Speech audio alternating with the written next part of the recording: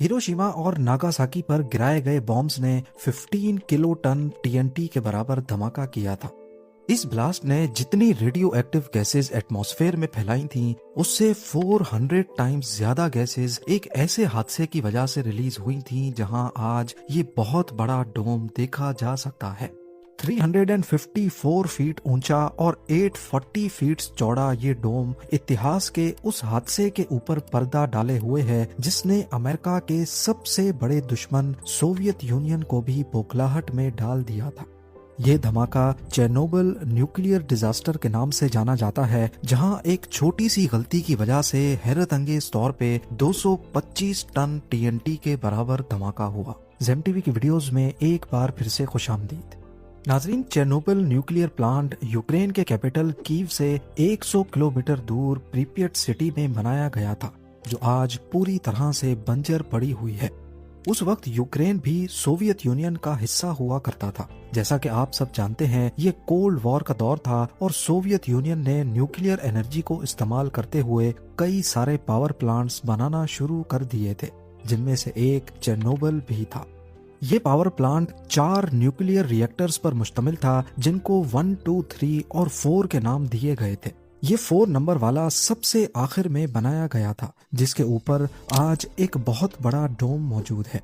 ये चारों reactors 1000 megawatt electricity produce करने की काबिलियत रखते थे, जो उस वक्त पूरे सोवियत यूनियन की आधी पॉपुलेशन की इलेक्ट्रिसिटी डिमांड्स को पूरा करते थे। आसान लफ्जों में अगर इन रिएक्टर्स की वर्किंग समझी जाए तो इनमें न्यूक्लियर रिएक्शन के जरिए पानी को गर्म किया जाता था। ये पानी स्टीम बनकर टरबाइन को चलाता था और टरबाइन के घूमने की वजह से इलेक्ट्रिसिटी प्रोड्यूस्ड होती थी। लेकिन क्योंकि न्यूक्लियर रिएक्शन एक चेन रिएक्शन होता है, यानी ये एक बार स्टार्ट हो जाए तो फिर इसको कंट्रोल नहीं किया जा सकता, इसीलिए इस न्यूक्लियर रिएक्शन को कंट्रोल करने के लिए हर रिएक्टर में 211 कंट्रोल रॉड्स डाली जाती थी। ये कंट्रोल रॉड्स एक ऐसे मटेरियल से बनी होती हैं जो न्यूक्लियर रिएक्शन के दौरान रिलीज होने वाले न्यूट्रॉन्स को एब्जॉर्ब करती हैं, क्योंकि वो न्यूट्रॉन्स ही हैं जो यूरेनियम के एटम से मिलकर न्यूक्लियर रिएक्शन पैदा करता है। जब न्यूट्रॉन्स यूरेनियम के बजाय कंट्रोल रॉड से जाकर चिपक जाएंगे तो जाहिर है न्यूक्लियर रिएक्शन भी अपने आप धीमा पड़ जाएगा। चेर्नोबिल के केस में ये कंट्रोल रॉड्स बोरॉन कार्बाइड की बनी थी, जबकि इनकी टिप ग्रेफाइट की थी।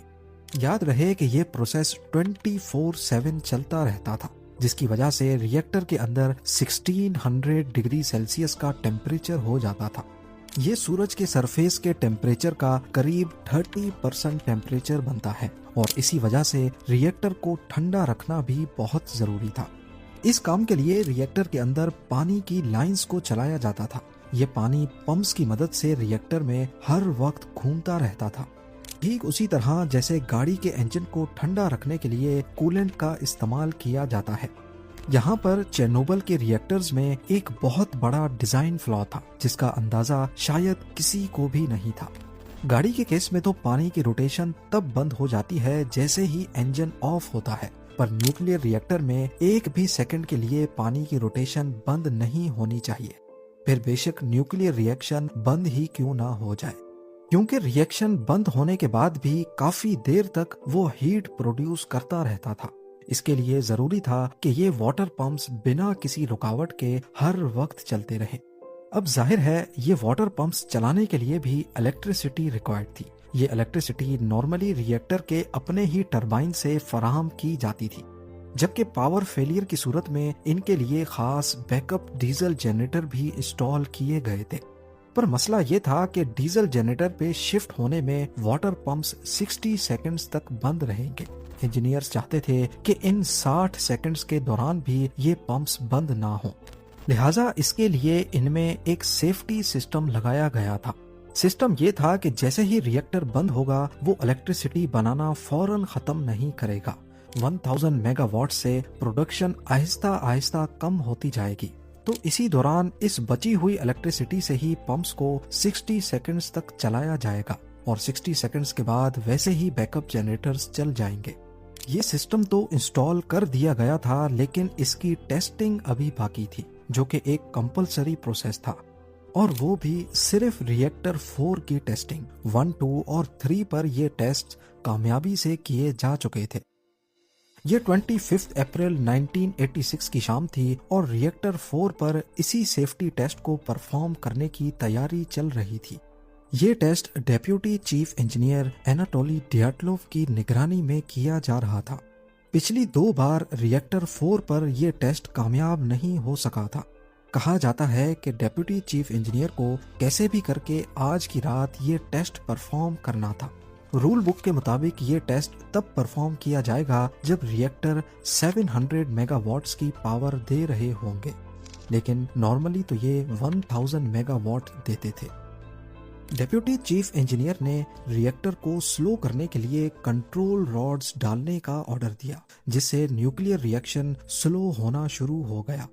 यहाँ तक सब कुछ नॉर्मल चल रहा था, लेकिन कंट्रोल रॉड्स शायद ज्यादा अंदर डल गई थीं। इसी वजह से रिएक्टर की पावर 1000 से सीधा 30 मेगावाट्स तक जा गिरी। रिएक्टर की पावर को वापस बढ़ाने के लिए कंट्रोल रॉड्स को थोड़ा बाहर निकाला गया। तब ये पावर 30 से बढ़कर 200 मेगावाट्स तक जा पहुंची। पावर को मजीद बढ़ाने के लिए थोड़ी और कंट्रोल रॉड्स को बाहर निकाला गया। अब टोटल 211 में से सिर्फ 8 कंट्रोल रॉड्स रिएक्टर के अंदर मौजूद थी और ये रूल बुक की वायलेशन थी। रूल बुक में लिखा था कि रिएक्टर के अंदर 15 से कम कंट्रोल रॉड्स नहीं होनी चाहिए। इस वायलेशन की वजह से हुआ यूं कि रिएक्शन तेजी से बढ़ा और पावर 200 से बढ़ती बढ़ती 1000 मेगावाट को भी क्रॉस करके कई हजार मेगावाट तक जा पहुंची। इतनी ज्यादा हीट की वजह से पाइप्स में पानी तेजी से एवेपोरेट होने लगा, जो कि असल में रिएक्टर के कोर को ठंडा करने का काम भी कर रहा था। इसी समय कंट्रोल रूम में फौरन एक खौफ की लहर दौड़ गई और पूरा रिएक्टर वाइब्रेट करना शुरू हो गया। इस चीज को कंट्रोल करने का एक ही सॉल्यूशन था कि इमरजेंसी शट ऑफ बटन को दबा दिया जाए, जिससे सारी कंट्रोल रॉड्स रिएक्टर में जाकर न्यूक्लियर रिएक्शन को बंद कर देंगी। और इंजीनियर्स ने भी यही किया था। उन्होंने फौरन इमरजेंसी शटडाउन का बटन तो दबा दिया, लेकिन जैसे ही कंट्रोल रॉड्स अंदर गईं, रिएक्टर एक जोरदार धमाके से फट पड़ा। साइज्मोग्राम में इस धमाके की शिद्दत 225 टन टीएनटी ब्लास्ट के बराबर रिकॉर्ड की गई। कंपैरिजन के तौर पे आपको बताते चले कि हिरोशिमा पर गिराए जाने वाले न्यूक्लियर बॉम्ब लिटिल बॉय ने जितनी खतरनाक गैसेस एटमॉस्फेयर में रिलीज की थी, ये डिजास्टर उससे 400 टाइम्स ज्यादा गैसेस रिलीज कर चुका था। इस वक्त 26 अप्रैल 1986 रात के 1:26 हो रहे थे। यहाँ सवाल उठता है कि कंट्रोल रॉड्स तो रिएक्शन को स्लो डाउन करने के लिए डाली गई थी, तो फिर इन्होंने रिएक्शन को बढ़ा क्यों दिया? असल में ये धमाका कंट्रोल रॉड्स की टिप पर लगे ग्रेफाइट की वजह से हुआ था। जैसा कि आपने शुरुआत में जाना, ये कंट्रोल रॉड्स बोरॉन कार्बाइड की बनी थी, लेकिन इनकी टिप ग्रेफाइट की थी। बोरॉन कार्बाइड तो न्यूक्लियर रिएक्शन को रोक सकता है, लेकिन ग्रेफाइट रिएक्शन को मजीद बढ़ा देता है। इमरजेंसी शटडाउन बटन दबाने से पहले जो रिएक्शन पहले ही अपनी लिमिट से बाहर था, उसमें ग्रेफाइट की टिप जाते ही तेजी आई और रिएक्टर की वॉल्स का बर्दाश्त का लेवल खत्म हुआ और वो फट पड़ी। 2 इंजीनियर्स मौके पर ही मारे गए और 2 लोग बुरी तरह से जल गए। धमाके की वजह से प्लांट के रिएक्टर 4 में आग लग गई। पहले तो इसे आम आग ही समझा गया, क्योंकि कोई नहीं जानता था कि इस धमाके की वजह से 5% रेडियो एक्टिव मटेरियल एटमॉस्फेयर में जा चुका है। फायर फाइटर्स मौके पर ही पहुंच गए। पानी की मदद से आग बुझाने की कोशिश की गई, मगर ये आग बुझने वाली नहीं थी, क्योंकि ये आम आग नहीं बल्कि ग्रेफाइट की आग थी, जिसको बुझाना इतना आसान नहीं था। हादसे के फौरन बाद पूरे प्रीपियट शहर को रातों रात खाली करवा दिया गया, जिसमें उस वक्त करीब 50,000 लोग बसते थे। इमरजेंसी डिक्लेयर करके सोवियत यूनियन ने कई 100 बसेस का इंतजाम किया, जो इस शहर के लोगों को यहाँ से बहुत दूर स्लोवोटिच सिटी में ले गईं। वहाँ चेरनोबिल में अगले 10 दिनों तक ये आग बुझाने का काम चलता रहा। हेलीकॉप्टर्स की मदद से भी 5000 टन से ज्यादा रेत, मिट्टी और ऐसी चीजें फेंकी गईं जिससे आग पर काबू पाया जा सकता है। आखिरकार 10 दिन बाद जाकर ये आग बुझाई गई, लेकिन अगले कई दिनों तक मुसलसल रेडियो एक्टिव गैसेज एटमॉस्फेयर में जाती रहीं। फायर फाइटर्स जो आग बुझा रहे थे वो रेडियो एक्टिव गैसेस की वजह से बीमार हो गए और कुछ लोग आने वाले दिनों और कुछ आने वाले महीनों में चल बसे। पहले तो सोवियत यूनियन इस वाक़े की खबर को दबाना चाहता था, क्योंकि कोल्ड वॉर का दौर था और ये खबर सोवियत यूनियन का इम्प्रेशन बुरी तरह खराब कर सकती थी। लेकिन ये राज ज्यादा देर तक छुप ना सका। धमाके के 36 घंटों के बाद 28 अप्रैल को स्वीडिश रेडिएशन मॉनिटरिंग स्टेशन ने देखा कि हवा में रेडिएशन का लेवल मुसलसल बढ़ रहा है और ये रेडिएशंस यूक्रेन की तरफ से आ रही हैं। इसी वजह से आखिरकार सोवियत हुकूमत को मामला दुनिया के सामने रखना ही पड़ा। चेर्नोबिल के रिएक्टर 4 में लगी आग बुझाने के बाद भी खतरा अभी तक पूरी तरह से टला नहीं था।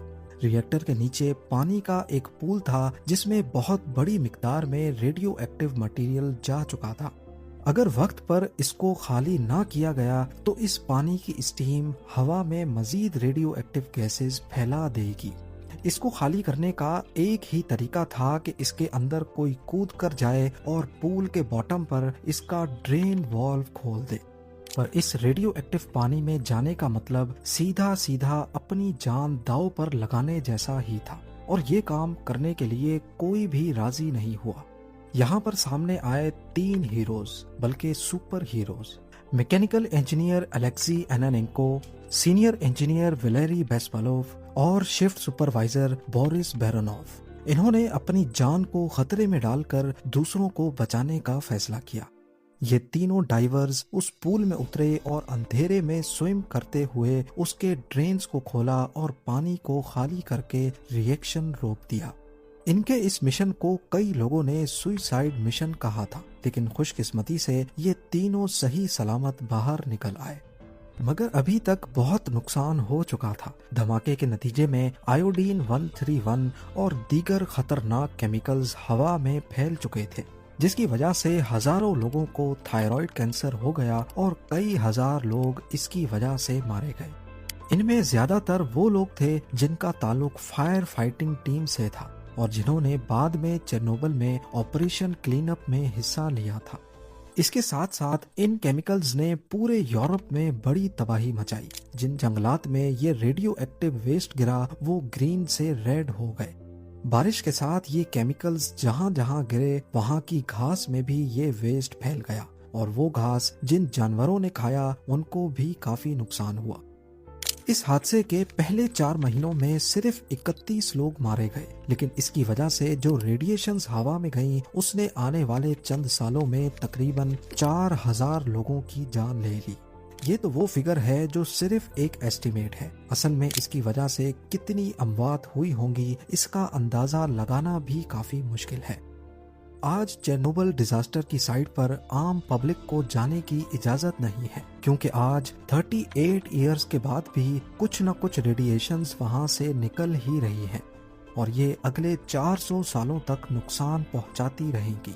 ये रेडिएशंस हवा में ना फैलें, इसी वजह से हुकूमत ने इसके ऊपर एक बहुत बड़ा डोम इंस्टॉल किया है, जिसको बनाने में करीब 3 अरब US डॉलर्स का खर्चा आया था और ये अगले 100 सालों तक चेर्नोबिल डिजास्टर की रेडिएशंस को एटमॉस्फेयर में फैलने से रोके रखेगा। उम्मीद है जेम टीवी की ये वीडियो भी आप लोग भरपूर लाइक और शेयर करेंगे। आप लोगों के प्यार भरे कमेंट्स का बेहद शुक्रिया। मिलते हैं अगली शानदार वीडियो में।